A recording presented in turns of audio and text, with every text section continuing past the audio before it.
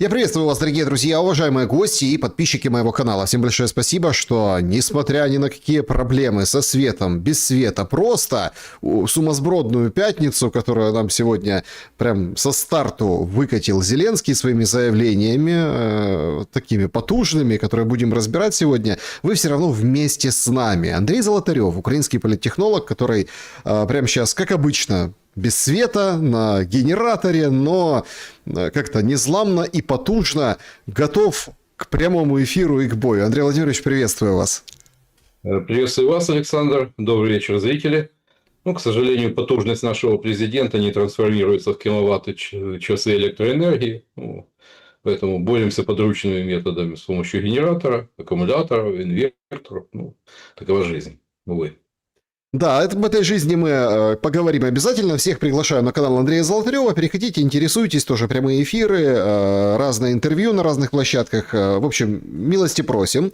Поучаствовать в этом прямом эфире, как всегда, возможно. QR-код, который видите на экране, как и каналу помочь можно, и на экране прям что хотите написать. Вопрос, мнение, предложение. Также ваши вопросы к сегодняшнему эфиру традиционно собираются в клубе зрителей Шелеста, закрытое сообщество, где все общаются, обмениваются новостями, такая там атмосфера. Значит, и, естественно, открыто в сообществе YouTube есть анонс нашей встречи, и можете написать там заблаговременно свой вопрос. Ну, а вживую, как бы онлайн, будем в самом конце общаться с чатом трансляции. С этого же чата и начнем наш сегодняшний эфир. Голосование сегодня в чате трансляции такое. Закончите предложение. Энергетическое перемирие до 1 февраля означает, и смотрите, варианты: силу Трампа, слабость Путина, силу Путина, хитрость Зеленского. Наборы могут быть вообще, там вариантов на 8, наверное, на 16, да, силу, слабость. Но вот из этих вариантов, пожалуйста, есть предложение вам выбрать. И действительно, это топ-новость, топ-тема, с которой я предлагаю начать, ведь... Знаете как, за вот этими... Я вот долго думал, а зачем вот это вот Зеленский с утра наваливает, да? А потом я понял, потому что это решалось без Зеленского. Это решалось Трампом и Путиным. И если кто-то что-то где-то как бы так у нас порой, ну, например, говорит, что вот, Путин, жест доброй воли 2, прогибается, немного не так. Вот абсолютно не так. Многие проводят параллели со Стамбулом, что именно ровно такая же риторика была, что мы там прибегаем к какому-то шагу, мы, россияне, для того, чтобы благоприятный фон переговоров обеспечить. Я напомню, что 1 февраля переговоры. Возможно, день-два они продлятся в Абу-Даби, это двусторонний формат, Рубио и Кушнера там не будет. Но, что важно, да, вот обстоятельства другие. Это же все-таки Трамп попросил. Как бы вы ответили на вопросы? Что думаете по поводу вот этого перемирия? Я бы убрал хитрость Зеленского, ибо тут Владимир Александрович ни при чем. Ему ясно дали понять, что твой номер 8, когда надо, спросим. Вот. Я бы хитрость все-таки Путина. Но это точно не сила и не слабость, а именно умение, понимание своего визави. Видимо, может быть, хорошие профайлеры, хорошо, обстоятельно расписали психологический портрет Трампа. И, это говорится, в десяточку. Зачем дразнить Дольни, когда он львиную долю разной работы делает по развалу НАТО? Уже нет такого понятия, как коллективный Запад. То есть, он раздробился, диффузия произошла. Карни в Китай, следом Стармер в Поднебесную летит. То есть, каждый за свое. Вот в этой ситуации. И того, глядишь, и НАТО как военно-политический блок затрещит. Особенно на фоне гренландских амбиций. Поэтому, зачем дразнить? Тем более, это грамотный шаг. Вот лучше чуть-чуть уступить в малом, не принципиальном, но выиграть в большом. Поэтому это вполне разумная и логичная позиция в этой ситуации. Действительно продемонстрировать, сделать такой жест доброй воли. Правда, да, и в российской информационной среде восприняли неоднозначно, ибо первыми эту новость погнал такой, есть военный корреспондент Романов, кажется, но он представитель такой секты, зрады, я бы так сказал, в российском информационном сегменте, который раньше в бытность раскручивали, живописали Пригожина и Вагнера, а сейчас ну, довольно жестко критикует российский генералитет, как обстоят дела на фронте. Ну, скорее такая секта смуты. Вот, и да, они опять очередной договорнячок и так далее. Ну, пока договорнячком здесь, честно говоря, не пахнет, ибо ну, мы прекрасно понимаем о том, что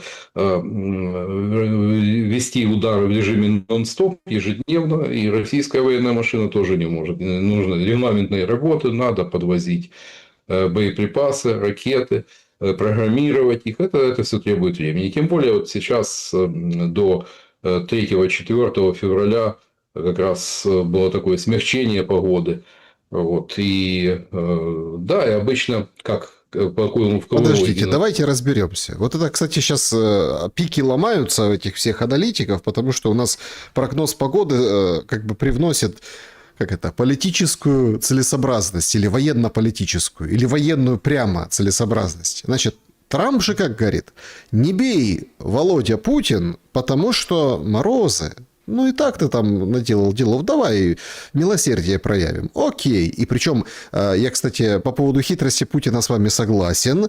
Сила, слабость — это такие, знаете, ну, это исключительно в вопросе, как такая дихотомия. У нас же всякие есть, там, знаете, гордоны, всякие там, да, вот Путин слабый, Путина нагнули. Сила имеется в виду, наверное, я согласен, тут именно стратегия, именно вот подходы. Сила... Да, сила не в том, это очень важное уточнение, сила не в том, что я такой могущественный, да, а тут именно, что это вот, ну, регулирование. Он показывает, что он управляет тем, что происходит, да, вот под его контролем, лестница эскалации. Так вот, смотрите, тут очень важный момент. Получается, что как раз-таки на потепление приходится перерыв, а когда морозы опять вернутся, 20-21, тогда, в принципе, можно уже и бить. Получается, как бы Дональд Трамп, ну, ему что, никто прогноз погоды не подносил, да? Что это за история? Но вы видели, как они радовались с Виткофом вчера, когда министры заседали? Говорят: ничего себе, вот это Путин дает, он согласен. Ну, иногда радость в таких ситуациях преждевременно, то есть попытаться просчитать, что за этой радостью стоит. Но я думаю, что тут, по-моему, глубины нет, все было на поверхности. А вот наносить удары, когда идут ремонтные работы, ну, обычно вот прилетало, только что-то восстановили, выработан какой-то запас запчастей, там трансформаторы подвезли, там провода натянули, как туда прилетает снова. Вот, и выводится объект из строя, и истощаются запасы запчастей, ремкомплекты всевозможные. Вот обычно в такой логике. Поэтому не удивлюсь, если спустя неделю получим еще очередную волну, да, и на фоне морозов. Ну, посмотрим, станут ли это хорошим фоном для переговоров, чем закончатся переговоры. Особых иллюзий и надежд не питаю, но как бы там ни было, по сравнению с тем, что было еще в ноябре, это все равно переговоры Абу-Даби — это шаг вперед. И никто не заикается про то, что вообще-то законодательно запрещено вести переговоры, кроме как Зеленскому. Ну, туда поехал Буданов, Умеров первый, на первом этапе. И никто не заикнулся, что это как бы нарушение законодательства, самими же принятого. Ну, вот такое у нас. У нас уже не только Конституция, но и законодательство на паузу. Так а что вы скажете по поводу этой встречи? Ну, такое ощущение складывается, что стратегически, а Трампу плевать, закончится война, не закончится. Ему нужна картинка. Картинка – это яркий момент. Вот Зеленский, вот Путин, я их усадил. Вот смотрите, мы тут чего-то, какую-то там бесполезную бумажку, клочок бумаги подписываем. И вот все, да, я закончил войну. А там закончилась она, не закончилась, плевать. И что вы скажете? Ну, это, конечно, выглядит очень по-детски, смешно, какой-то такой КВН против КГБ. Значит, Путин 3-й раз уже предлагает встречаться в Москве, ну, или от Путина 3-й раз. А Зеленский только сейчас говорит: Пускай приезжает в Киев, если не забоится. Но погодите, пожалуйста. Тут же тоже такой момент. Путина звать в Киев. Правы те, кто сразу как-то так очень и очень увидели в этом дурной знак с точки зрения, ну, примет каких-то, да, или каких-то событий. Да. Уже был один следователь СБУ позвал Шойгу на допрос в качестве подозреваемого. Ну, в 22 году Шойгу пришел из российской армии в феврале месяце. Дурная примета, действительно.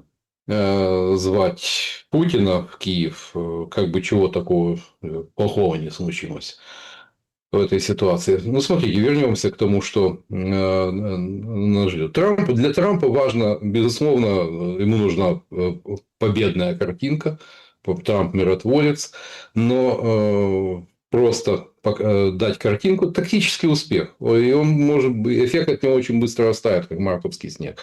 А у Трампа все же будет решаться в ноябре. Останется ли он, как говорится, с большинством или превратится в хромую утку. Вот, 1/3 парламента и Конгресса и Сената переизбирают. И здесь ему нужна победа. Ему нужна победа в контексте его амбиций с Советом мира, как противопоставление ООН. Кстати, сегодня и Генсек ООН забил тревогу о том, что Соединенные Штаты прекращают финансирование и Всемирной организации здравоохранения и выходят из ООНовских структур. А без этого придется очень многое пересматривать, затягивать пояса. Но, по-моему, на ООН Трамп поставил крест, а для Совета мира ему нужен позитивный кейс. То есть, реальное прекращение войны. Поэтому, мне кажется, что просто остановиться на картинке. Да, там Гончаренко говорит о дедлайне 15 мая, после чего, если до этого ничего не будет решено, ну, сколько раз уже слышали, что махнем рукой, вы там воюете дальше и так далее. Правда, в этот раз, возможно, уже без и разведданных, без ракет Патриот, но мне кажется, все-таки у Трампа есть возможности дожать вопрос. И мне кажется, что у меня ощущение такое, что решение уже принято. Вот, нам, естественно, не сообщают, а процесс идет. И если сидят там военные, если сидят разведчики, представители спецслужб, то обсуждаются технические вопросы. Дорожная карта, то есть как это все будет реализовано. Ну, возможно, это. И стоит учесть то, что не было же никаких инсайдов, как это у нас обычно вводится, что еще ничего не закончилось, но уже информационное поле полнится всевозможными слухами и набросами. Вот поэтому есть такое подозрение, но посмотрим. Ну, смотрите, тут как бы такой момент. Есть, я вот сейчас хочу расширить рамку, мы потом вернемся в контекст заявления Зеленского. Уж больно они такие, которые стоит разбирать и рассматривать плюс-минус трезвым взглядом, несмотря на то, что пятница вечер, знаете. Значит, вообще складывается впечатление геополитически, что вот эта пауза и реверанс Путина Трампу, ну типа Трамп попросил, Путин согласился, это вообще не про Украину. Я объясню, что имею в виду. Сейчас нагнетается до предела ситуация в Иране. Президент Ирана, вот этот Пезешкан, вот этот, который он приехал с визитом в Москву, все как-то так сразу, а тут же такие вещи у вас происходят. Значит, появляются, ну прям еще один корабль зашел. Трамп говорит, давайте, поднимает максимально ставки. То есть мы сейчас наблюдали, например, вчерашний вот этот вот упадок там и золота, и всего на свете, и всех активов, там крипта очень реагирует на Трампа и его военные действия. То есть мы видели косвенные признаки, что вот-вот. Сегодня то же самое. Вот-вот. Вот-вот. В эти минуты, пока мы с вами в прямом эфире, приходит информация, что в Россию с необъявленным визитом приехал секретарь Высшего совета нацбезопасности Ирана Аль-Лариджани. Ну, то есть, а никто не ожидал, а что это он приехал? То есть, Иран как бы устремился в сторону Москвы.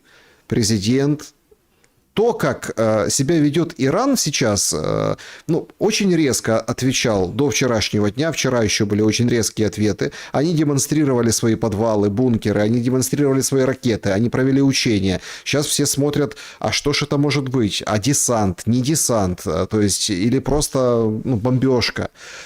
Сегодня немножко сдал назад.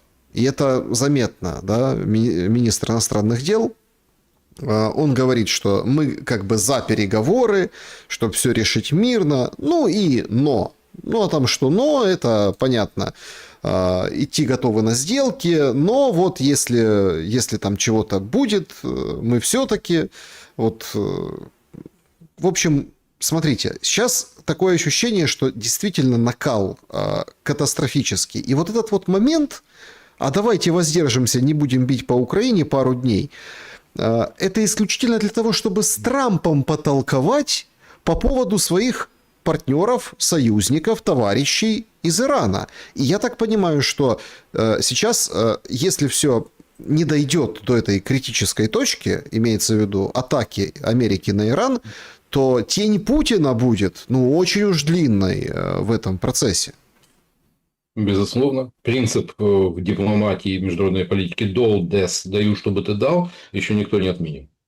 И да, здесь в этой ситуации как раз Путин может спасти иранский режим. Ну, по крайней мере, может как-то повлиять. И мне кажется, Трамп прислушается. Ну, благоприятный момент для удара по Ирану был вот как раз в первой декаде января, когда происходили массовые волнения, переросшие в вооруженные столкновения с силами правопорядка и корпуса стражи исламской революции. Вот, были многочисленные массовые жертвы. Именно в тот момент, если бы произошел удар, то, возможно, бы режим бы и лег. Сейчас я не уверен в том, что учитывая, допустим, тот же военный потенциал Ирана, вряд ли он сумеет что-то противопоставить массированному авиационному ракетному удару, как показали предшествующие события, но как раз внешняя агрессия может, наоборот, упрочить положение. Но в этой ситуации как раз Россия, у которой нет формального договора о военном союзе с Ираном, в отличие от той же Северной Кореи, она может выступить здесь посредником и, скажем так, в полушаге от возможного удара отвести, перевести ситуацию в какое-то более мирное русло. И да, есть у меня все-таки ощущение, что Трамп максимально нагнетает, чтобы, как говорится, заставить противную сторону пойти на уступки. Ну, это его стиль переговоров. То есть взвинтить до максимума, поднять ставки, а потом снизойти до какого-то более компромиссной позиции. Так может быть и в этот раз. Может быть, ждет того, что ему позвонят из Москвы. Не исключаю. Но на Ближнем Востоке, да, действительно пахнет порохом. Тут все совершенно очевидно. И такие авианосные ударные группы, это не фигурки на шахматной доске, это очень дорогое и затратное удовольствие даже для Пентагона. Ну, тем не менее, Трамп хорохорится. Значит, это вот буквально 10 минут назад новое заявление по Ирану. Он говорит, что у нас есть большая армада, флотилия, называйте как угодно. Прямо сейчас она движется в сторону Ирана. Она даже больше, чем та, что была у нас в Венесуэле. Та флотилия все еще там находится. Сейчас мы на самом деле направляем к Ирану еще большее количество кораблей. И, надеюсь, мы заключим сделку. Если мы заключим сделку, это хорошо. Если не заключим сделку, посмотрим, что будет дальше. Что скажете? Есть у меня ощущение, что заключим сделку. Вот за кого бы я потревожился, так это за Кубу. Понятно другое. Нет, у Соединенных Штатов нет возможности проведения наземной операции. А Иран большая страна. Да, можно вот такую доктрину Доя на минималках реализовать и поставить Иран на колени, как Югославию в 90-е. Не получится. Вот. Поэтому благо не доводить до, и, как говорится, дожав, размягчив своих оппонентов, иранских оппонентов, таких принудить к сделке. А вот с Кубой все может быть пойти по более жесткому варианту. Блокады Кубы, учитывая то, что для Рубио, выходца из семьи кубинских эмигрантов, это идея фикс, свержение ненавистного коммунистического режима, преемников Кастро, ну, поэтому там может случиться такая авантюра. И за Кубу действительно тревожно. За Кубу тревожно, но как бы понятно, что Трамп разрывается, мы будем наблюдать, конечно, за ситуацией, но опять-таки, привязываясь к вот этому перемирию по Украине, здесь просто стоит что-то большее. Потому что выхлоп нулевой. Я даже, если честно, помните вот это выражение Трампа: у Зеленского нет карт, у него только есть одна карта, это я, Дональд Трамп. И, похоже, эту карту просто выбросили в отбой в очень удобный момент как раз-таки для визави по столу, для Путина. Так получилось. Заставили в этой игре в дурачка лишиться козырного туза. Потому что дальше у нас какая история произошла? Зеленский выходит и говорит: мы сейчас наблюдаем, будет или не будет сорвано энергетическое перемирие. Пока удары по Украине меньше не стали, но объекты не энергетические. По логистике бьют. Ну, в районе Павлоград, Покровск, вот, уже дроны по автотранспорту, который движется по этой трассе, лупят. Поэтому ничего не прекращается. Но по энергетическим объектам, да, не прилетают. Но это может быть временно. Через неделю все может возобновиться. Ну вот. А что касается... Нет, что касается, очень интересно, как играет Зеленский. Я хочу, чтобы прокомментировали. Получается сейчас, условно, какой-то удар, а виноват-то будет Трамп. Ну как, не то, что виноват, а отвечать будет Трамп за этот удар, потому что, вот, смотрите, Путин не сдержал слова, Трамп, а мы же были не при делах, мы вообще узнали только от тебя, Дональд Федорович, что это перемирие работает. Ну, может и так быть, но мне представляется, что в ближайшие несколько дней этого не будет. Ну, Почему? вот. Ну, хотя бы потому, что, видимо, на кону нечто большее, чем там, какая-то ТЭС или подстанция в Украине. Все-таки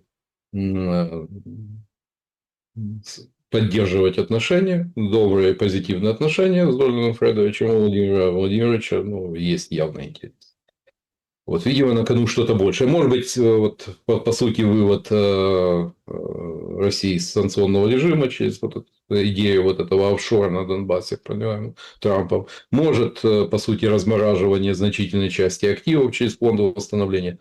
Но у нас-то позиция не улучшается. У Киева, вот смотрите, по гарантиям все опять как ложечка растворимого кофе расплылось, и непонятно, что уже опровергают и вступление в ЕС. Ну, это же предлагалось бонусом Украине за успешность переговоров, ускоренное вступление в ЕС, пускай не полноправное. Ну, тут уже выходит Мерц и говорит о том, что нет. И как-то в фонде восстановления 800 миллиардов, оно так, как утренний туман, это все рассеивается. Ну, явно как-то наши позиции Киева точно в этом уравнении не усиливаются.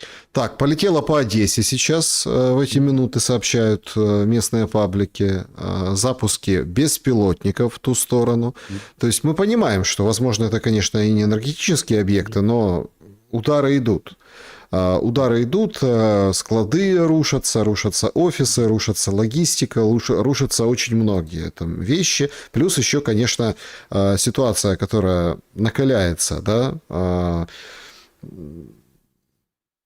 Меня такой еще закрал, еще такая версия, хотел, ну, ее нужно обсуждать, понимаете? Потому что, а может, это такой пас, мол, вот вам выходные без ударов, чтобы повыезжали из городов люди? Нет, ну, я не думаю. Выезжать можно и в будние дни, это не проблема. И так очень многие киевляне, живущие на левом берегу, переезжают потихонечку на правый берег. Ну, даже в той же Хрущевке все-таки там есть газовая колонка. У нас непонятно, что с газом будет после таких морозов в феврале. Это тайна за семью печатями. Учитывая выбитую газодобычу, учитывая отсутствие транзита и то, что газа закачали меньше обычного. Вот. Но пока есть. И пока там можно, ну, по крайней мере, на правом берегу ситуация намного лучше. А вот на Троещине там полная задница.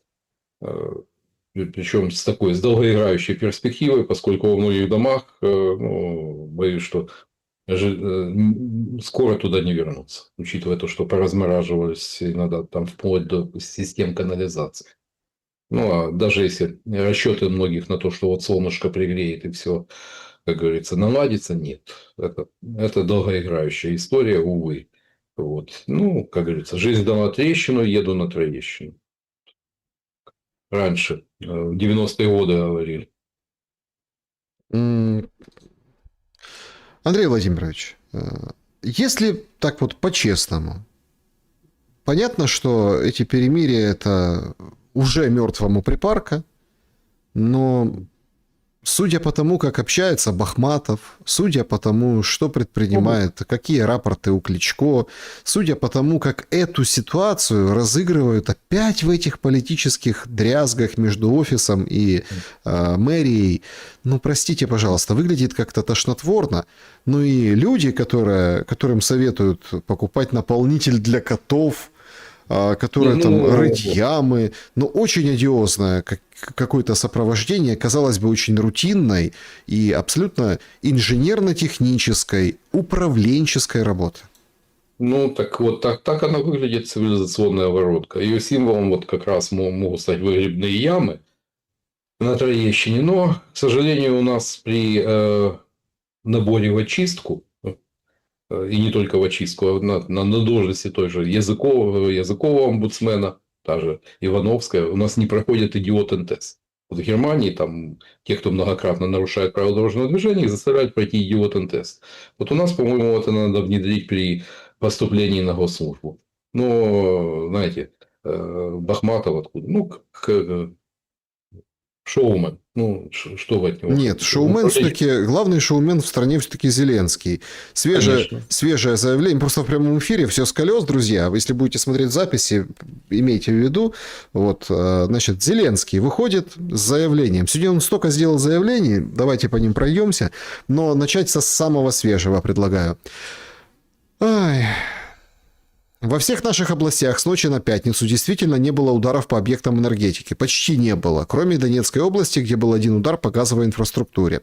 Мы видим переориентацию России на удары по логистике, по узловым станциям. Ну, секрет Полишинеля, об этом говорили сегодня целый день, потому что утром тоже ему сообщили, что ударов не было. Но дальше меня просто поражает.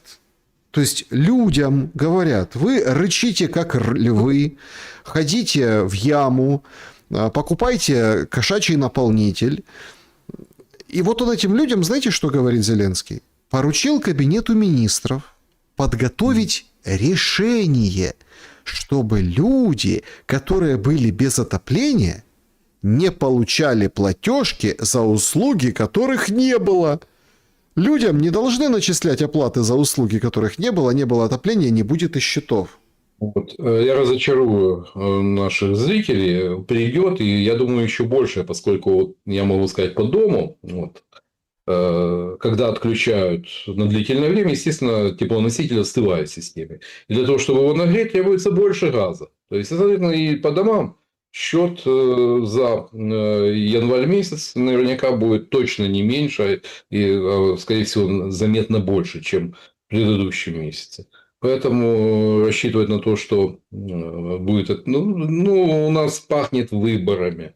И, собственно, отсюда такие вот декларативные заявления, которые не стоят ногами на твердой почве, получат платежки в полном объеме, я думаю, еще и как говорится, и с коэффициентом за счет того, что многие дома хорошо поостывали для того, чтобы привести более-менее так к нормальной температуре, это, естественно, куда больше объем газа потребуется полить. Поэтому, а вот что касается ответственности, да, мерзкое зрелище, гадкое, когда вот трагедия вот этой 88-летней женщины, которая умерла в квартире. Ну, понятно, что было подано, подача сначала пошла там с наездом на киевскую власть. Но киевская власть оказалась не лучше, ответили о том, что она умерла от ишемической болезни сердца, хотя всем людям более-менее знакомым с физиологией человека, хотя бы в объеме школьной программы, понятно, что переохлаждение, оно ведет к повышению давления, и, соответственно, сердечники, гипертоники оказываются в зоне риска и, да, рискуют получить еще летальный исход от переохлаждения. Возможно, именно так и произошло, но пиариться на этом, ну, как-то гадко. А ответственность, ну, собственно, что за этим стоит? Ответственность, как дохлую кошку перебрасывают из Банковой в мэрию, из мэрии обратно на Банковую. Хотя известно, понятно, что коммунальные сети, аварийные бригады – это на мэрии, но почему у нас для того, чтобы запустить мини-котельную в Обухове, надо за 3 года согласования не прошли все. Это бюрократический ад. Вот этим должен был заниматься Зеленский. Почему этого не было сделано во время войны? Ну, понятно, что ребята занимались распилом, откатом, заносом, а до таких мелочей, как упростить процедуры, чтобы то, что решается за 3 года, решалось за 3 часа, ну, до этого голова не дошла. И искусственный интеллект не помог. Вы знаете, но мы же видим, что это уже необратимые последствия имеет. Это катастрофические последствия. И ну, я же говорю, что многие еще не скоро вернутся в свои дома, поскольку если разморозилась система, в доме надо проводить капитальный ремонт. А сюда добавить с весны еще ну, плесень, сырость. И это так не изведешь. Поэтому, а кто даст деньги? А кто будет ремонтировать? Это же не там комнатку там привести в порядок, сделать косметический ремонт. Капитальный ремонт дома – это еще да, главное будет. Вот никто об этом не думает. А это как бы там ни было, это у многих это единственное жилище и денежного, скажем так, мешка безопасности, который позволил бы там купить другую квартиру, переехать там в другое место. У многих банально нет. Никто об этом не думает. Предлагают рыть, да, выгребные ямы и пользоваться кошачьим наполнителем. Ну, знаете, вот вы говорили о президенте, он же тоже из этой же среды. Знаете, если шута запустить, клоуна запустить в царский, посадить на царский трон, ну, так неизбежно и царский дворец превратится в цирк. Нет, ну Деснянская райгосадминистрация в него и превратилась. Это какой-то Да, позор, да. если честно. То, что там Вот наговорил. яркий наглядный пример. Причем, понимаете, это позор государства. Нет, всегда были там разные там руководители, всяких хватало. Хамовитые, нехорошие, тупые, не понимающие вопрос. Но вот таких еще не было, понимаете, когда это все в одном флаконе. И никто же не поднимает вопрос, там кого-то поменяет. Вы что? Это означает, что все устраивает Зеленского. Конечно. По Троещине, так по этим заявлениям, так вообще. Вон вам палатку поставили, вот давайте, как бы идите, погрейтесь и так далее. Но почему это не меняет как бы отношение к Зеленскому? Ходят слухи, что ему там принесли свежий рейтинг, и он прям порадовал офисных товарищей, которые... Ну, может быть, я представитель старой школы, ну, кажется, и для мной некоторых там анахронизм из 90-х и нулевых, но я очень хорошо помню ценный вопрос. Ну, за иную сумму, там иногда доходило до 50 штук баксов, тебе изобразят. Ну, умные социологи, они, как говорится, не продавались выше вот этой статистичной похибки, ну, статистической погрешности.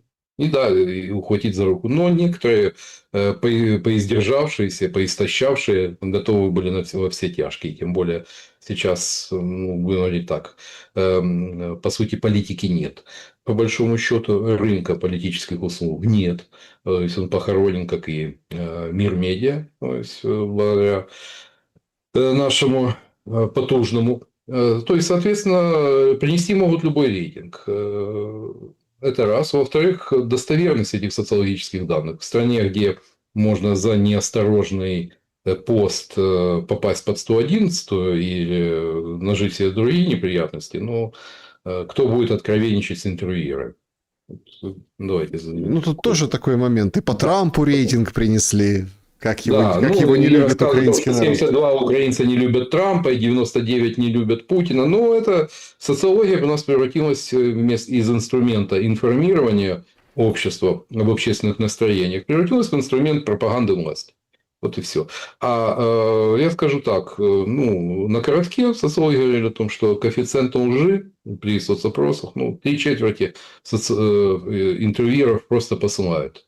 Пешеходное эротическое путешествие. Ну, как вы думаете, мнение этих 3/4, которые не опросили, опрашивают вот как и получается такая, ну, скажем так, искривленная, довольно искривленная картинка.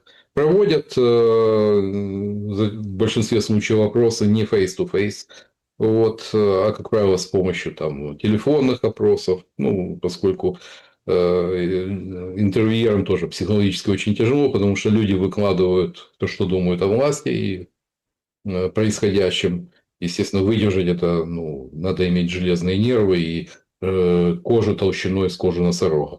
Но поэтому я очень сомневаюсь, что у нас есть достоверные социологические данные относительно и рейтингов.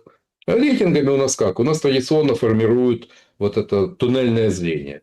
Вот, не нравится тебе Залужный, вот будет этот Белый вождь или Буданов, ну, а нет, Притула, там, ну, а как будто других нету. Есть масса людей, но, знаете, вот как у Пелевина, а наверху стоят вышки, вершины власти окружены колючей проволокой с вышками и пулеметами. Вот, соответственно, чужие там не ходят. И социология, увы, она превратилась в инструмент вот, такого отрицательного отбора, формирования определенного пула потенциальных кандидатов. Но на другие, те, кто не попадают в рейтинги, ну, есть же масса достойных. Как вы считаете, вот эта вот история с тем, что Зеленский сегодня заявил о том, что за Запорожскую атомную электростанцию и за Донбасс Украина будет драться, ну, то есть будут бои, без боя не отдадим. Ну, по-моему, знаете, вот таблетка для памяти Владимира Александровича. А что было в феврале 22 года? По-моему, практически без боя. Да, там пытались отстреливаться срочники Нацгвардии, но, по сути, оставшиеся и без тяжелого вооружения. И, ну, по сути, Запорожская АЭС была брошена. Вот, ее практически без боя уже сдали. Да, потом была попытка десанта в Энергодар под руководством ГУР, оказавшаяся провальной. Это, кстати, одна из таких громких неудачных операций Буданова, которые сегодня предпочитают умалчивать. Да, были, но чем это закончилось, хорошо известно. Вот, Арти Грин любит рассказывать о том, что там фактически стерли элиту спецназа в подобных авантюрах, но факт остается фактом.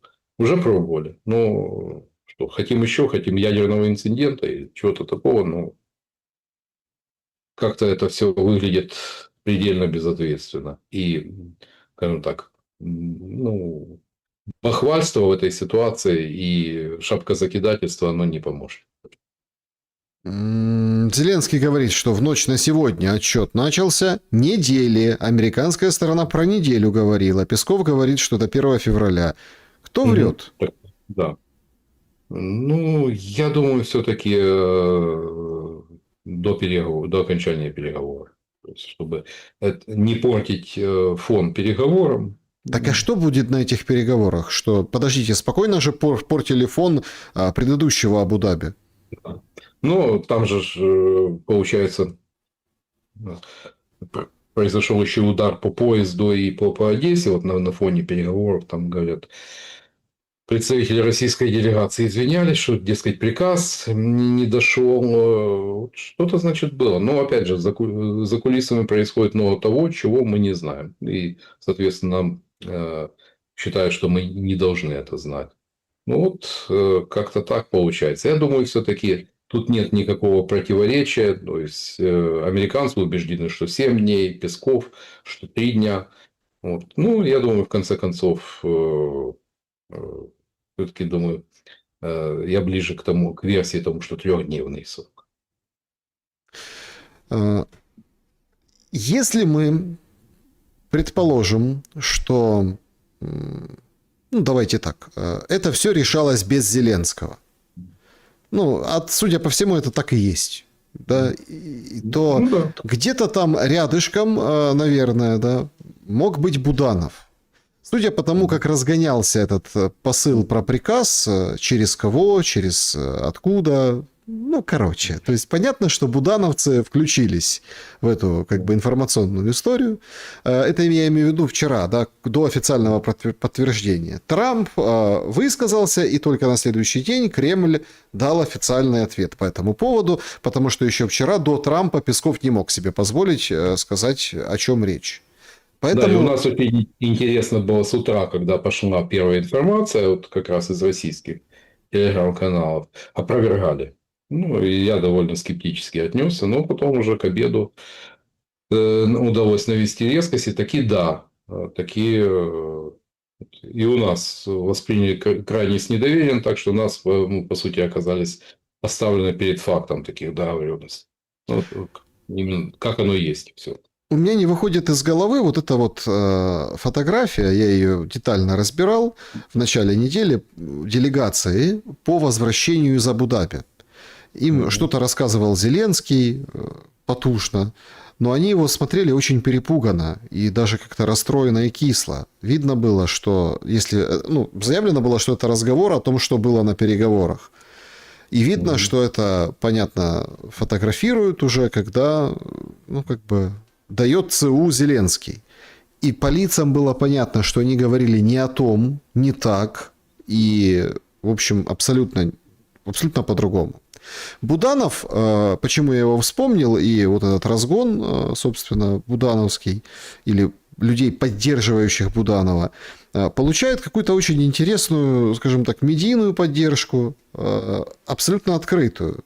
Раньше он там сам мог выйти в интервью, чего-то сказать, и его очень хорошо показывали, там, крутили, тиражировали. Сейчас нарисовываются разные спикеры, которые выходят и говорят: слушайте, а Буданов хорош. Вот смотрите на Арахамия, там, вот этот Умеров, заискивающие заглядывают в глаза, улыбаются, пригинаются. А Буданов, у него покер-фейс, он держит лицо, умеет подавать руку, вообще, как он себя вел.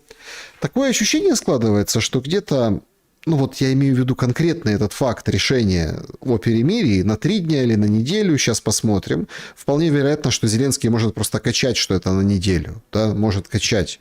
Ну, то есть его же задача какая у Зеленского? Раскачать Россию. Сделать, например, так, и вообще информационная кампания вчерашняя должна была качнуть Россию в плане дипломатическом, но мудреный, тертый калач Лавров вышел и сказал: значит, переговоры были конфиденциальные, поэтому все.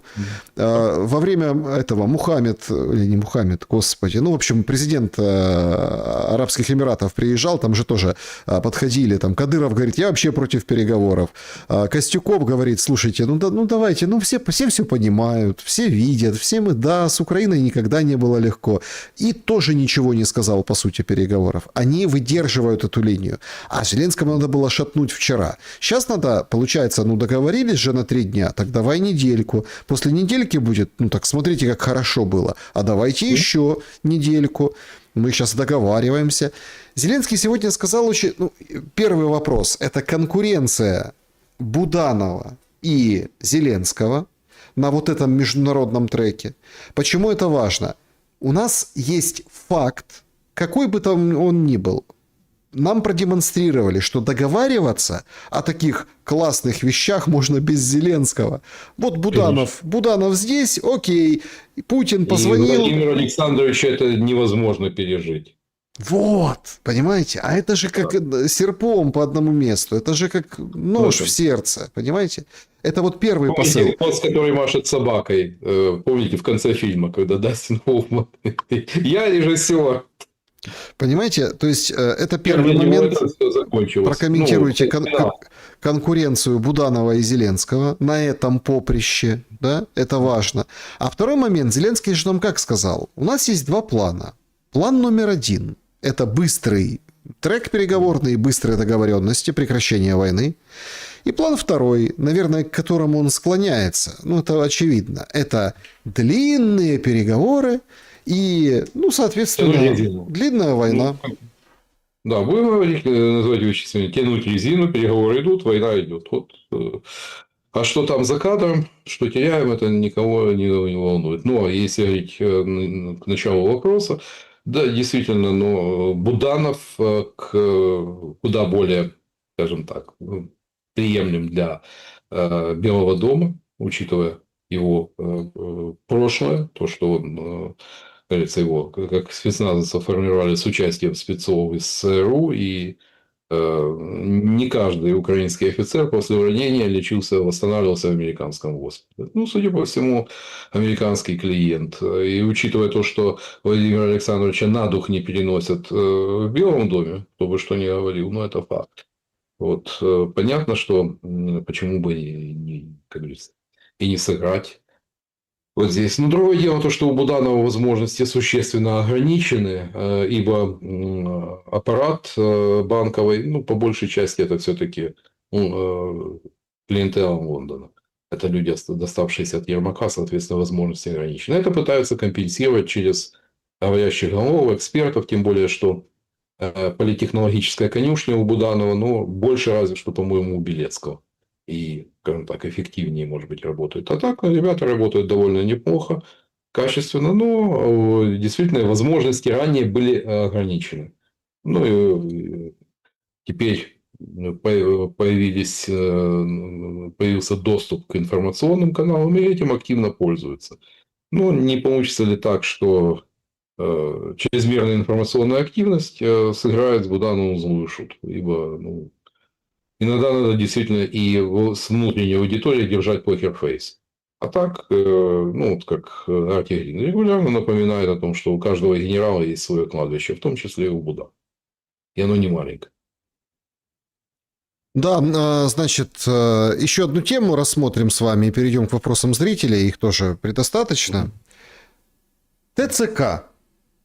Зеленский говорит слово «бусификация».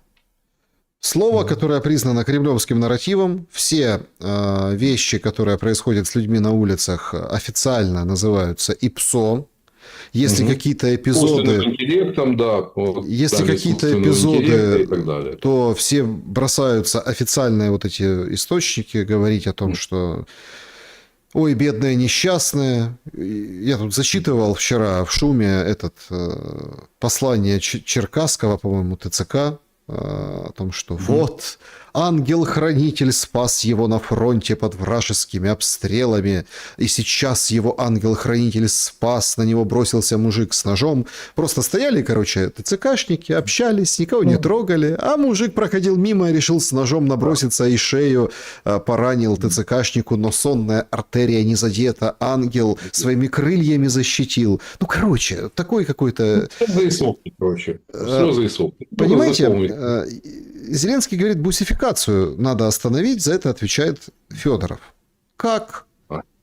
Как вы думаете, это будет происходить? Это же работа искусственного интеллекта. Вот Никита Русланович 2 месяцев не прошло. Потому что это и искусственный интеллект или работа студии Мосфильм, но у нас же, правда, забывают о контент-мейкерах. Именно вот контент-мейкеры в пикселе и поставляют регулярно эти сюжеты. Ну, и наконец-то до президента дошло. Лучше поздно, чем никогда. Ну, скорее всего, уже поздно, поскольку ТЦК свою миссию выполнила. Я считаю, что и из них, судя по всему, будут делать козлов отпущения. Я так думаю, что будут обнаружат еще вот эти тайные тюрьмы, где там будет еще такой скандал, где содержались отловленные, кого-то еще там поймают там с сумками кэша, ибо действительно через ТЦК проходят миллионные суммы. Там оборот больше, чем у любой сети супермаркетов. Вон того же областного ТЦК. Ну, тарифы мы как-то обсуждали. Тогда тоже кто-то мне там в личку писал, что все это российские фейки и так далее. Но потом и уже народные депутаты говорят, что да, решить вопрос на месте, штука баксов. Выйти из ТЦК, 5. После прохождения ВЛК, это уже там от 10 и выше. Вот. Могут даже вытащить из учебки. Но это все стоит денег.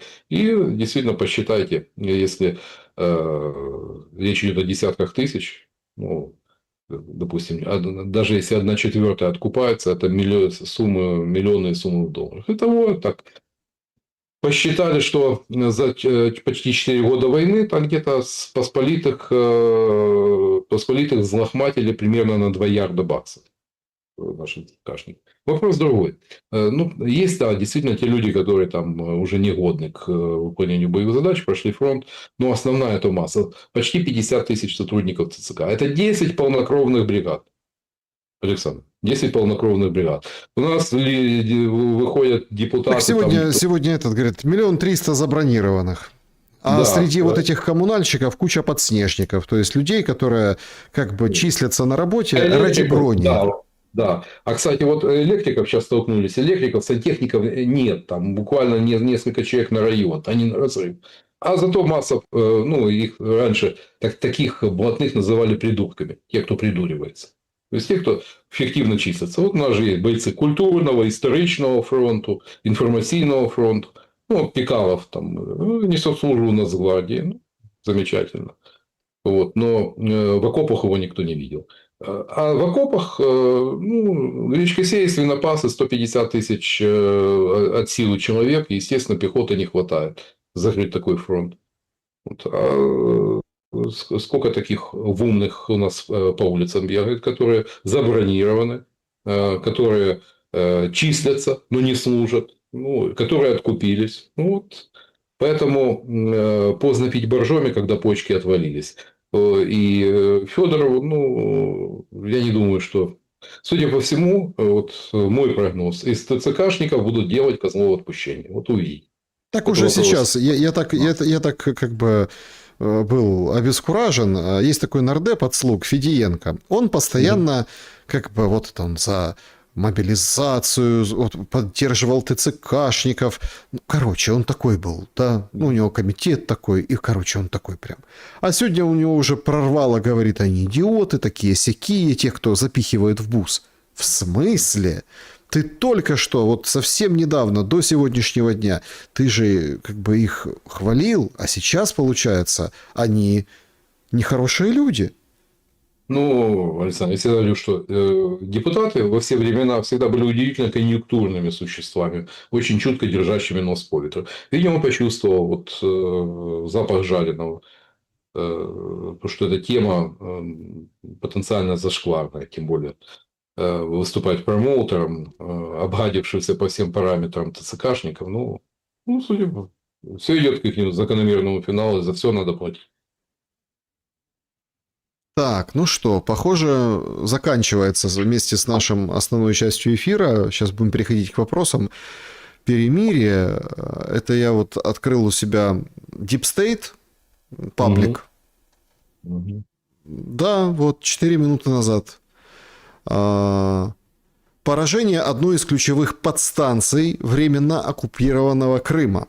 Это так материал называется. Нашей командой нашли подстанцию 330 киловольт, западно-крымская. В общем, снимки. Короче, там уже били по ней неоднократно и приводят когда. Этот материал подчеркивает, что не все поражения сил обороны попадают в сети, что работа наших военных шире, чем мы видим. Значит, 22,5 мегаватта, подстанция ключевая. Ну, в общем, спутниковые, через спутник срисовали и ударили. Когда не написали. А сейчас это принципиально важно. Да, это принципиально, потому что очень часто наши бойцы информационного фронта, ну, либо повторяют то, что было давно, либо сливают уже давно протухшее. То, что произошло ранее. Им же надо обеспечивать поток. Возможно, это, как говорится, то, что было днями ранее, но я не думаю, что понятно, что Хуцпа и Зеленский это почти тождественные понятия, но не настолько. Да, переключились удары на логистику, на железную дорогу, это понятно. Тут другой момент, я считаю, очень важный, это в контексте ТЦКшников, на которых будут все вешать. Так а с ухылянтами что делать? Их продолжают Ну, вот ни уже во что не Лапин ставить. выступает, заблокировать счета, 2 миллиона. Ну, я же говорю, идиотен тест. Вот то, что нужно. Людям, которые идут в коридоры власти, ну, хотя бы для начала. Ну, как он себе представляет? И, ну, в первую очередь, это и ударит по очень многим близким к власти людям. Там таких хватает. И банально это паралич банковской системы и приведет к тому, что ну, в конце концов можно оформить карточку на супругу, на детей и благополучно там, ну, загоняют людей во внутреннюю миграцию. Чем меньше, как говорится, контактов с государством, чем меньше соприкасаешься с ним, тем лучше. Ну, это известная украинская аксиома из жизни. Внутренняя миграция иногда это лучший способ избежать соприкосновения с концлагерем и с сумасшедшим домом вместе в одном флаконе. Да, друзья, перейдем к вашим вопросам. Их поднакопилось, поэтому давайте в режиме Блиц. Но перед этим подведем итоги нашего сегодняшнего голосования. Закончите предложение. Энергетическое перемирие до 1 февраля означает 13% хитрость Зеленского, 14% слабость Путина, 19% силу Трампа, 55% силу Путина.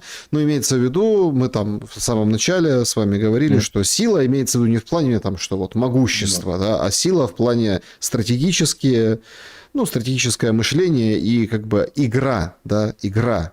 Россия включилась в эту игру. У нас же как наши только игроки предстают нашими только игроками. А по большому счету Россия тоже играет, но по-другому. Что скажете по поводу итогов голосования? Действительно ли так хорошо? А когда мы поймем, что Путин всех переиграл? Ну, в этом конкретном эпизоде. В этом конкретном эпизоде мы это сможем понять спустя несколько дней. Ждем развязку по Ирану, ждем, чем закончатся переговоры в Абу-Даби и не будет ли действительно нарушения вот этого энергетического перемирия. Ну, по крайней мере, он демонстрирует куда более проактивную здесь позицию. Ну, то есть, и понятно, стратегемность вот этих решений. Ну, Трамп вынужден так или иначе будет, скажем так, поддержать алаверды сделать в этой ситуации. Ну, может быть, это по Ирану. Может быть, какой-то другой. Но здесь Путин пошел на встречу Трампу. Уступка не принципиальная, но это позволит ему рассчитывать на взаимность со стороны хозяина Белого дома. Так, давайте к вопросам. Уважаемые зрители, всем большое спасибо, что оставляете, собственно, ваши вопросы. Это всегда очень украшает каждый эфир, ваши мысли и, собственно, как вы, да, видите ситуацию и о чем спрашиваете. Так, значит, поехали. Вопрос. Андрей Владимирович, тепловоз генерирует электроэнергию, достаточную запитать порядка 2000 домов или квартир, или несколько котельных.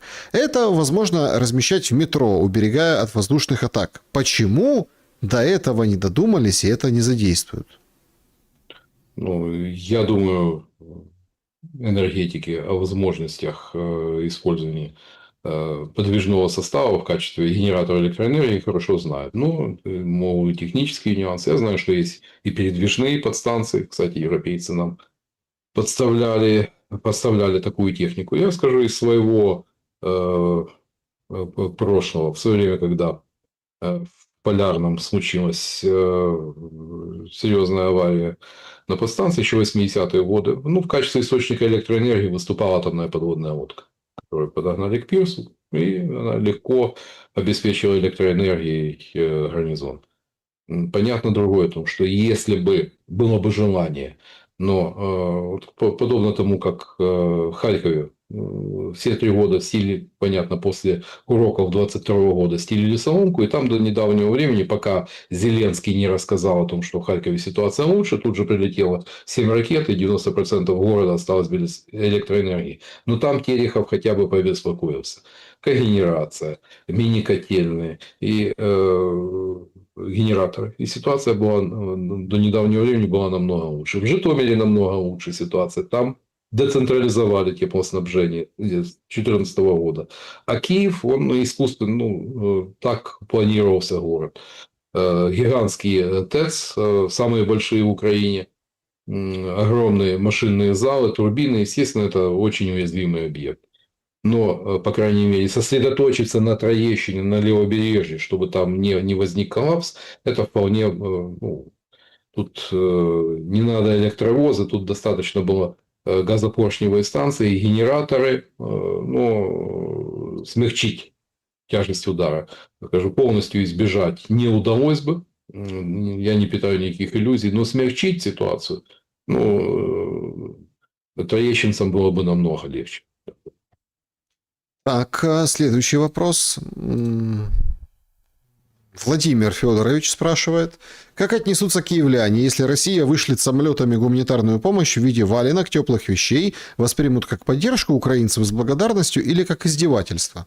Как издевательство, скорее. Как бы там ни было, но слишком много крови, слишком много горя за все эти годы. И понятно, вот этот лед недоверия он еще не скоро растает. Поэтому тут такие жесты. Ладно, не били бы хотя бы вот эту неделю, то есть, когда будут жесткие вопросы. Что неделя даст? Она не усугубит ситуацию. Знаете, вот иногда ситуация так на волоске. Условно говоря, вот у нас хотя бы 6 часов включают электроэнергию. Может же электроэнергии не быть сутками. И без тепла может остаться и значительная часть еще правого берега, помимо Голосеевского района. ТЭЦ-5, она что там, на Выдубичах, значительная часть центра правого берега, там много котельных при домах, там крышных в современных комплексах. Все же может оказаться еще хуже. Есть масса уязвимости у нас в энергосистеме, в системе теплоснабжения. Поэтому дай бог, чтобы ситуация не усугубилась. И не надо валенки, то есть своих хватает. Теплых вещей, в конце концов, да. Кстати, один из вариантов, как перезимовать в квартире, когда там температура плюс 3, плюс 5 градусов, это туристическая палаточка, там свеча, банально обычная свеча, нагревает до приемлемой температуры, и спальник. Так, вот в 22 году, когда снаряды над головой летали, так приходилось в спальнике спать в спортзале при температуре плюс 7 градусов в помещении. В спортивном зале дома. Значит, вот такой... Да, вот такой вопрос от Александра. Вчера мы отмечали очередную годовщину боя под Хрутами. Скорбели всей страной. Во время боя того несколько сотен украинцев, в основном 18-20-летних ребят, ценой своей жизни сдерживали наступление большевиков. Президент сказал, что мы должны брать с них пример. Вопрос. Сколько 18-20-летних украинцев, вдохновившись подвигом героев Крут, добровольно вступили в ряды ЗСУ? Немало, я скажу, немало. То есть десятки тысяч, то есть не там люди взглядывают, что хватает хлопцев, которые там пошли на контракт, которым там около 20 или чуть за 20, которые по закону. Подождите, так стойте. А вот эти контракты на миллион, или вы имеете в виду с 22 года? С 22 года. Угу. С 22 года. Там на лбу у человека не написано. Молодых хватает, это в том числе. Смотрите, дело в том, что, возможно, наша власть вдохновилась примером Мудакова с Центральной Рады, чей героизм студентов позволил благополучно сбежать из Киева, выиграть время для того, чтобы упаковать чемоданы. Но история иногда повторяется. Если тогда это была трагедия, то сейчас мы можем получить такой фарс. Вот. Поэтому у этой истории есть и оборотная сторона медали. Оборотная сторона медали – это абсолютная импотентность, неспособность, некомпетентность тогдашней украинской власти, которые точно так же, как и сейчас, пролюбили Украину. В кавычках есть. Так, здравствуйте, Мирослав пишет. Конец этой войны больше зависит от компромисса элит воюющих стран или компромисса между народами. Одно с другим связано, я понимаю, но может ли наступить мир, если элиты не договорятся, а народу надоест, и они перестанут портить жизнь друг другу даже без согласия элит? Я спрашиваю, потому что уже за 4 года стало всем понятно. Элитам это мракобесие нравится, потому что можно Да. без них решить, можно как-то без них решить вопрос. Спасибо. И как в России, так и в Украине хватает тех, кому жил по принципу, кому война, кому мать родная. Кто-то платит, кажется, своей кровью, а кто-то зарабатывает миллионы. И, поверьте, и вот там посмотрел информационную сеть, там российские каналы, там вой по поводу того, что нет даже носков и трусов, приходится волонтерам собирать деньги и так далее. Вот. Ой, коррупция там, коррупция есть везде, и в России, и просто в России больше материальные возможности. Но я все-таки пока то, что народным это все надоест, и штык в землю, в такой сценарий я пока не верю. А все-таки надеюсь на то, что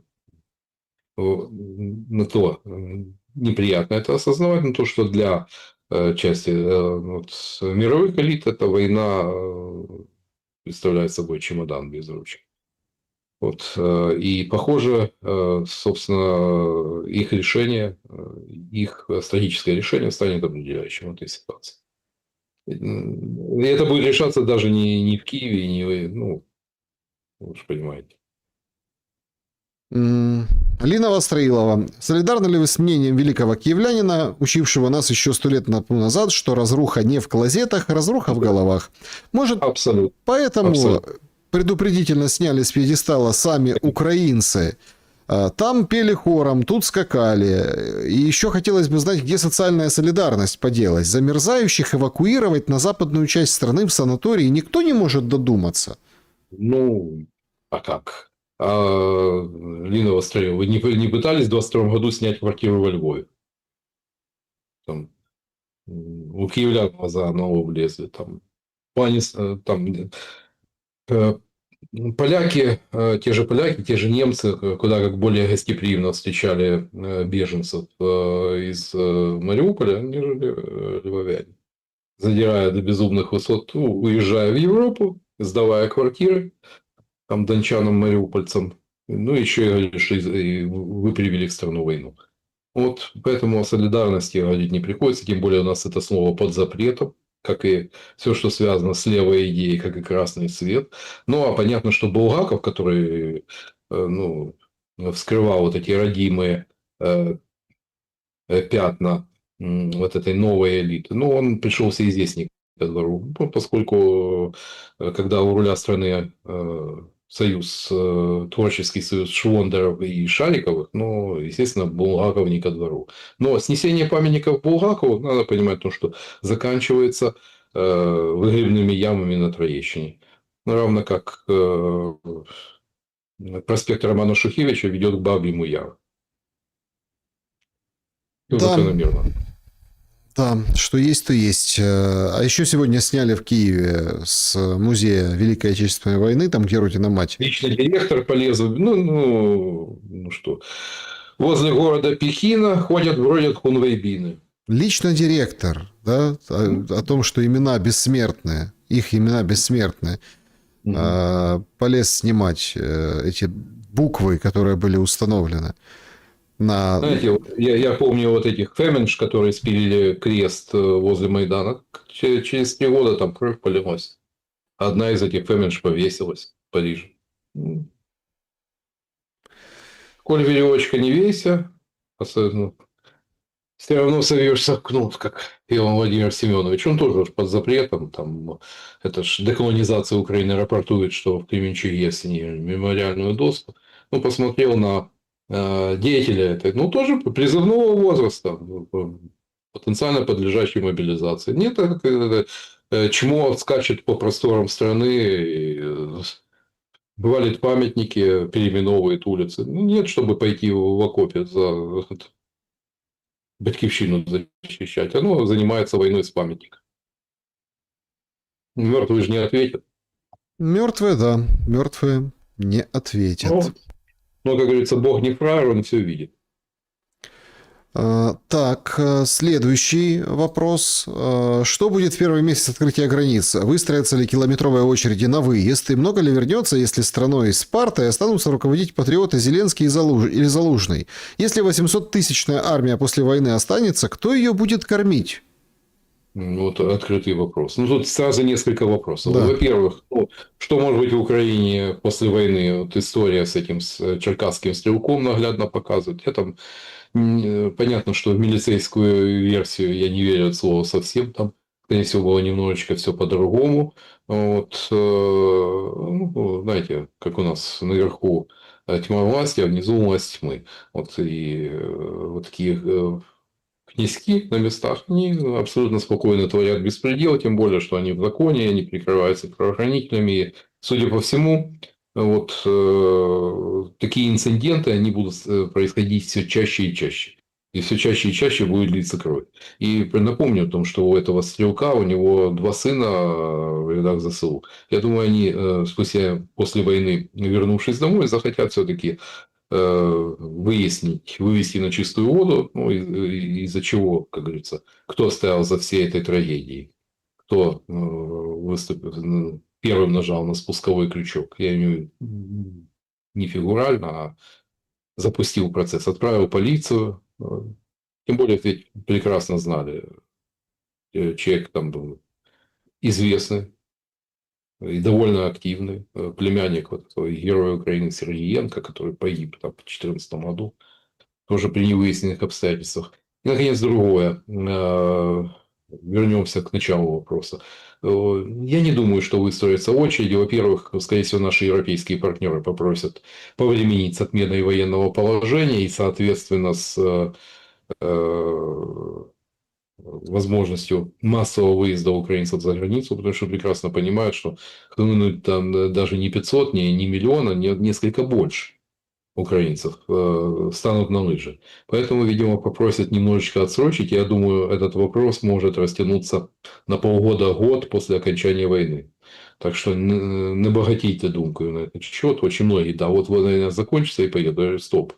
Никто вас спешить выпускать из краины мрии не будет. Это точно. Так, вот такой вопрос еще из сообщества YouTube. Одессит задает. Добрый вечер.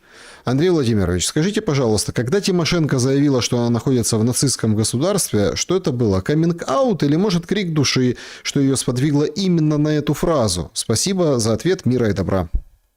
Достали Юлию Владимировну. Ну, к сожалению, вот все это, осознание происходящего очень часто приходит слишком поздно. И да, эти люди послушно голосуют за многие абсолютно дикие вещи. Молчат в тряпочку, когда происходит беспредел. Но когда это касается лично их, задевает лично их интересы, или когда их вот так по беспределу Юлию Владимировну пинком с поляны убирают, ну, тогда наступает тот самый каминг-аут. Тогда она говорит о беспределе, о нацистском государстве. Но, к сожалению, слишком все поздно.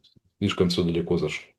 Так, а вот это уже интересно. Reuters со ссылкой на источники сообщает, что Кирилл Дмитриев предположительно встречи проведет с представителями Трампа 31 января в Майами.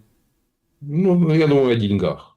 Думаю, будут о деньгах, о этом Донбасском офшоре говорить, о фонде восстановления. То есть, там не о выводе войск точно, а скорее всего все-таки будут обсуждать то, что можно на хлеб намазать. Макс задает вопрос. На что рассчитывает Украина в плане восстановления? За счет каких средств и, главное, кем? Ведь экономика была убита, энергетика убита, люди выехали, возвращаться не собираются. Демография ниже плинтуса. Спасибо. Здравствуйте, а так в чем вопрос? Вы на него и ответили. По сути, вы на него и ответили. Я скептик в отношении перспектив восстановления Украины, поскольку в план Маршалла я вижу, что здесь скорее, ну, выше вероятность того, что здесь будет реализовываться план Маргентау, ну, который предполагал прекращение Германии в аграрную страну, лишенную промышленности. Ну, так, по-моему, мы уже гораздо ближе к плану Маргентау, чем к плану Маршалла. Ну, слишком много «но» для Украины в плане для восстановления. Мгм. Так, следующий вопрос у нас такой. Из чата трансляции. Росреестр сообщил о сокращении срока перерегистрации недвижимости с 1.01.28 до 1.07.26.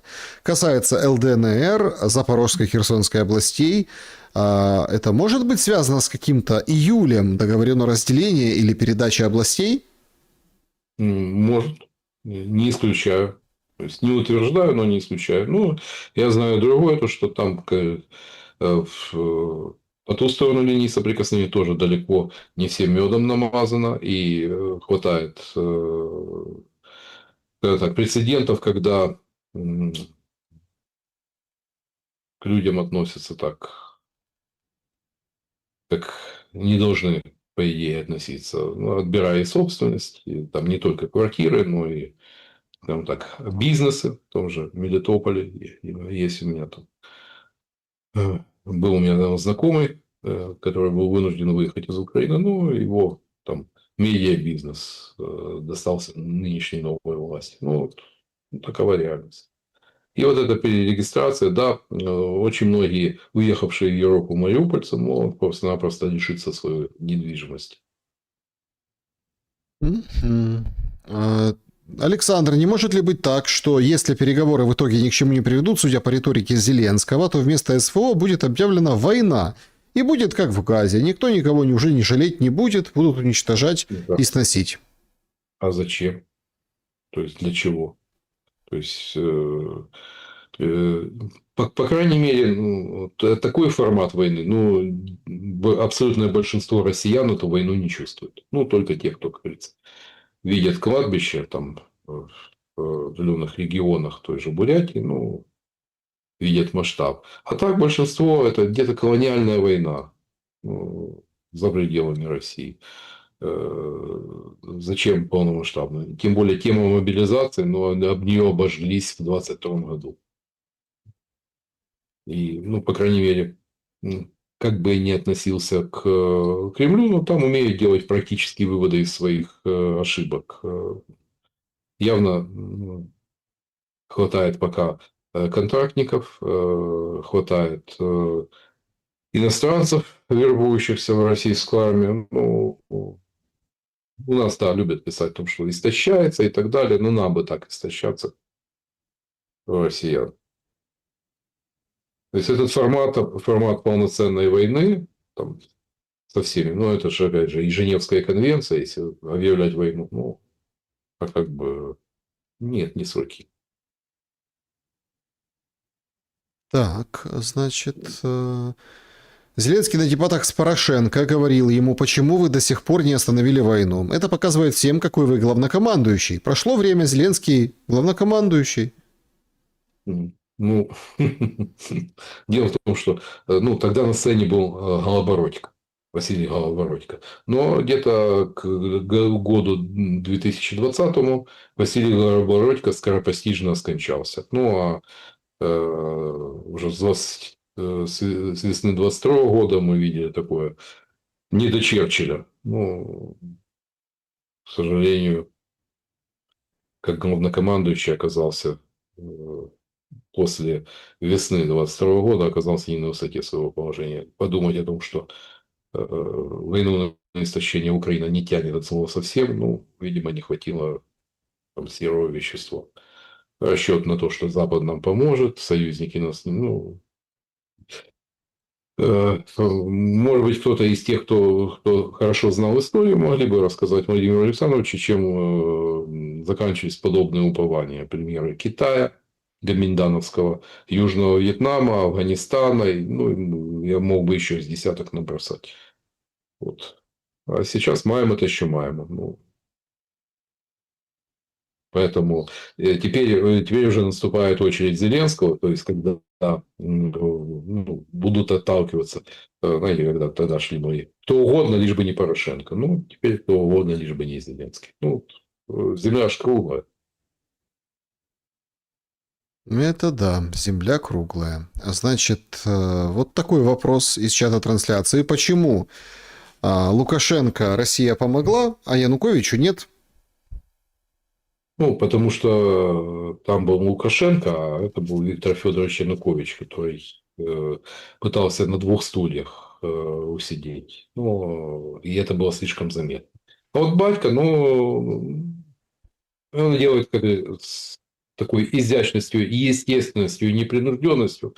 Да, все прекрасно понимают, но вот, своим мужеским умом он оказался куда как более, намного крепче директора автобазы.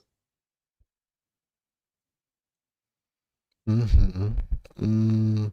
Как думает гость, Одессу будут брать и кто? Ну, пока такой перспективы гипотетически, если фронт рухнет, допустим, или там Украина выведет войска из Донбасса, а через месяц какой-то инцидент, трагический инцидент, который может стать поводом для продолжения боевых действий, да, э, поскольку за Донбассом открывается выход на оперативный простор, иди на Днепр, иди на Полтаву, а можно пойти и, как говорится, и двинуться южнее. Ну, главное, чтобы не как у матроса Железняка получилось. Он шел на Одессу, а вышел к Херсону. Матрос Железняк партизан. Ну да. Каждый раз Путин говорит, нас обманули, но за этими фразами стоят тысячи жизней россиян. Путин что, рад обманываться? Спрашивает пользователь в чате.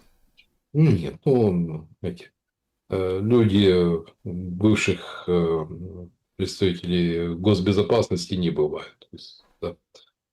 И эти люди явно не страдают избыточной доверчивостью. Поэтому, но показать, что с нами поступили несправедливо, бесчестно, ну, это азы.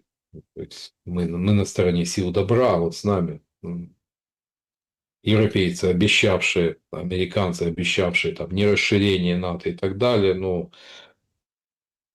вот на этом зиждется. Отнюдь, ну, я думаю, никаких иллюзий насчет на этот счет там не испытывают. Равно как и там, когда заключались Минские первые, вторые соглашения, думаю, все прекрасно все понимали. Но тем более, когда тут Ангела Меркель выходит и рассказывает, что важно было выиграть время. Ну, тут же проблема не в нас, а, ну, надеюсь, все понятно. Виталий, вопрос. Что более вероятно, Трамп становится императором Запада или Зеленский становится главой Великой Львовской империи? Ну, все-таки ближе ко второму. Ближе ко второму. Ну, знаете, вот в «Слуге народа», там, когда Алла Бородько возвращается из тюрьмы, ему показывают карту Украины. Главное, чтобы мы вполне можем увидеть там Троещинские Эмираты, ну, спустя некоторое время, или там э, Великое, как говорится, Королевство Ладомерии. Вот, личине. Но Трамп точно императором Запада не станет. Как-то амбиции есть, но все хорошо в свое время. Ну, мне кажется, что старый порядок Трамп благополучно разрушит, в том числе и многие институции, которые с ним ассоциируются, начиная от ООН и заканчивая НАТО. А вот с вот такой с самодержавием у него не сложно. Ему, дай бог, удержать власть в Соединенных Штатах. Там тоже назревают. Вот один Миннеаполис чего стоит. И он может стоить... ну, помните, где началась история с БЛМ? В тех же краях. Ну, поэтому как-то вот этот моментум, что происходящее в самих Соединенных Штатах может поставить Трампу к концу года очень большую подножку. Рейтинги 38% это так, это красная лампочка. Да, не чувствуете ли вы за собой вины в том, куда пришла Украина? Спрашивает пользователь. Знаете, не чувствую. Потому что решений там направо-налево я не принимал. Ну, а был бы не я, был бы кто-то другой. Вот, и, по крайней мере, тех, с кем я работал, были далеко не самыми худшими представителями украинского политикума. Мгм. Так, значит, там, ну, понятно, Львовская империя, тут посмеиваются люди. Кадыров воскрес, да. И вот так хоронили, конечно, Да. Не, ну украинских его горцев. уже который раз. Выглядит он, конечно, нездорово, но у нас то рвение, с которым его хоронят при каждом удобном случае, это, конечно, м, идиотизм информационный. Вот. Ну, кстати, вот можно только сожалеть о том, что когда предлагали, не пошел во власть, ибо ну, тогда можно было, по крайней мере, сказать, смог, не смог. Но так я предпочитал всегда, сделав свою часть работы, ну, то есть не идти в коридоры власти, прекрасно понимая, что тут там вход рубь, а выход червонец. Да, значит, вот вопрос, почему США не стремится примкнуть к Европейскому Союзу? Разве ЕС не мощная система? С чего бы это? Дело в том, что кого, пожалуй, ну, вот наряду в пантеоне тех, кого Дональд Фредович люто любит, европейский бюрократ. И Европу, ну, судя по всему, вот, когда наступит вот развязка вот от всей этой интриги, второй пострадавший наряду с Украиной будет Европа. Вот. А то, что как раз вот среди есть же вот, наряду с America the First, вот среди трампистов, и МАГА, то есть Make America Great Again. То есть одни все-таки немножечко глобалисты, а другие в большей степени изоляционисты. И как раз изоляционистские настроения в Соединенных Штатах присутствовали всегда на протяжении последних 200 лет. И Европа, ну, пусть там разбираются.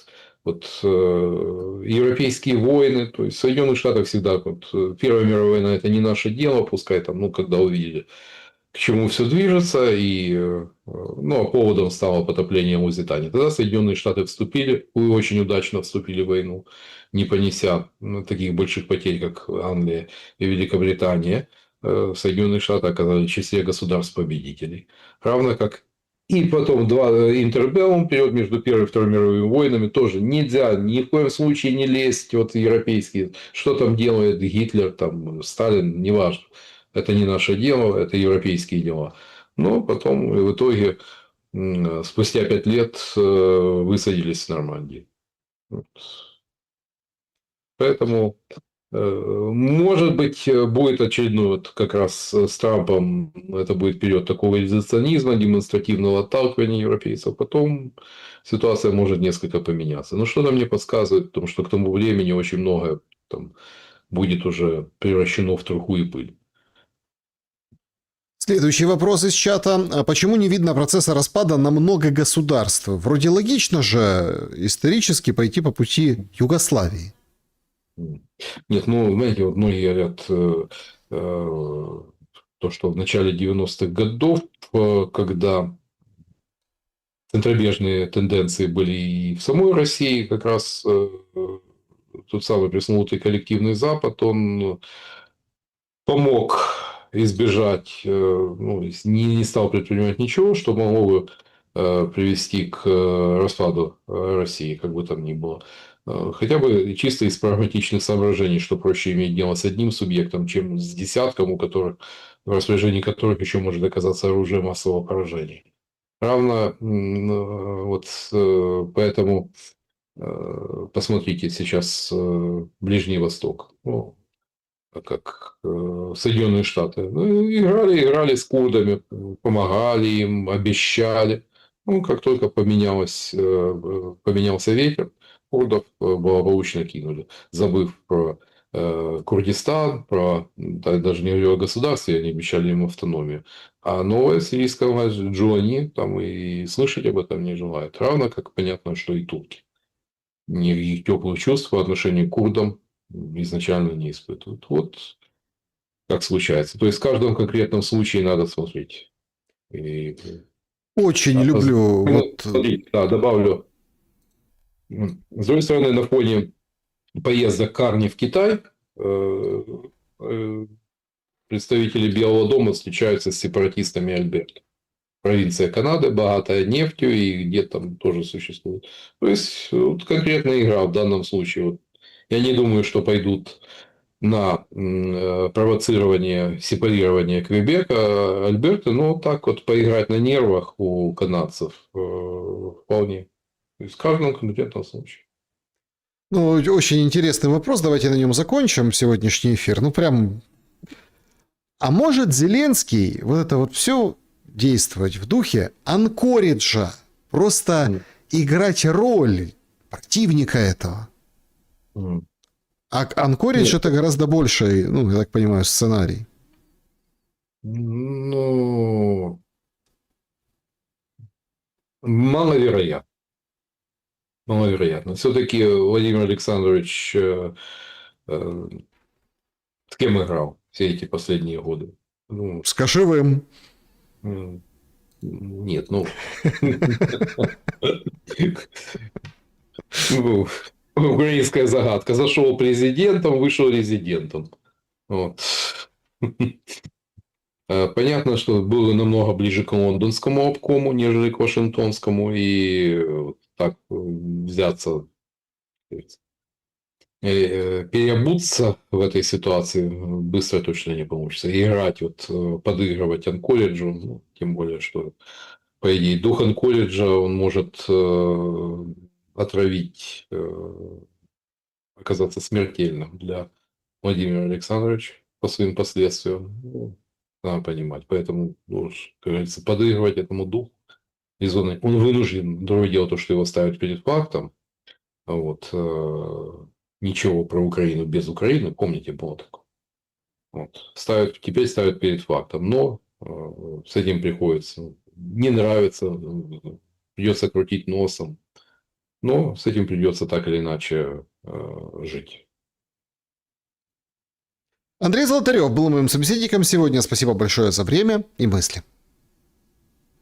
Друзья, спасибо, что посмотрели это видео, если в записи. Этот эфир, если вы сейчас вживую его досматриваете, пожалуйста, поставьте лайк.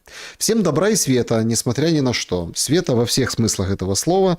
Ну и будем следить за вот этими часами, да, 48, там 72, 48.